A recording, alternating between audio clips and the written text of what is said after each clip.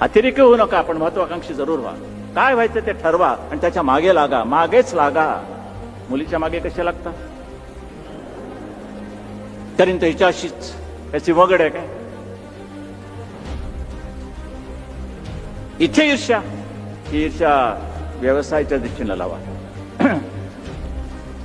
वय किती आहेत हे मी उभं केल्याशिवाय राहणार नाही. त्या दिशेने तुम्हाला नंतर आपोआप मार्गदर्शन होत असतं, आपोआप तुम्हाला मार्ग मिळतात. काहीच करणार नाही आणि कोणीतरी आणून देईल. धंद्यामध्ये जास्त भागीदार ठेवू नका, पार्टनरशिप करू नका.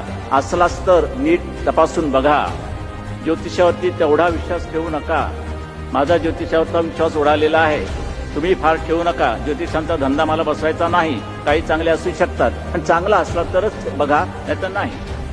आणि मग स्वतःच्या कर्तृत्वावरती ज्यावेळेला तुम्ही उभं राहाल आणि निश्चित ठामपणाने विचार कराल, त्यावेळेला तुमच्या सुद्धा विचारांच्या या आश्वाला पंख फुटल्याशिवाय राहणार नाही. एवढा आत्मविश्वास बाळगून मी तूर्त आपली रजा घेतो. जय हिंद, जय महाराष्ट्र.